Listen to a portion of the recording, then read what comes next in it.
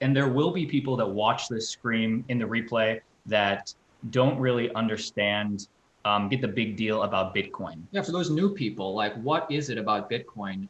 Value proposition. Yeah, what is the value proposition of Bitcoin for somebody who's never heard of it? Yeah, that's a great question. So, whenever I'm approached with this, it's typically dependent, I try to craft a narrative dependent on the individual. You've got millennials and Zoomers and boomers, different age groups, male, female, different backgrounds, finance folks, technical folks. I would say like the overarching theme is that Bitcoin was built as a antidote to poor central banking policy. Satoshi planted Bitcoin in the middle of the 2008 financial crisis, at that peak moment of despair, right after Lehman Brothers collapsed.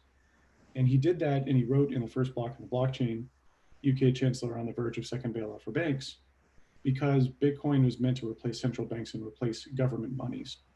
And that's good because throughout history, over and over again, we've seen these central banks abuse that power and print more money than they had in backing in gold, or print more money than was necessary.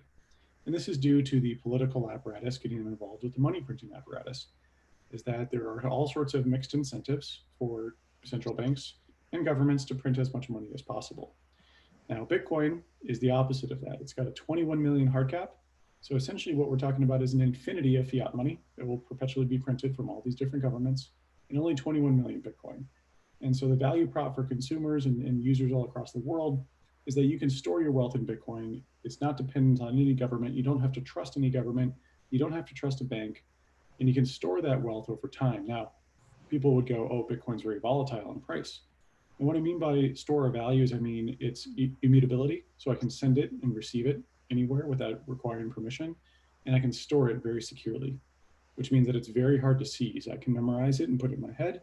I can put it on a piece of paper. I can put it on a hardware device, or I can have it on a server.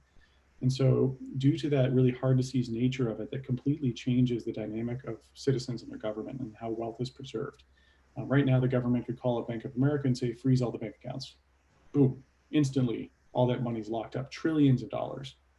Whereas in Bitcoin, that's not possible. And so when I mean store of value, that's what I mean by that. Stable purchasing power, like a dollar, the dollar stays relatively stable in terms of what it can purchase.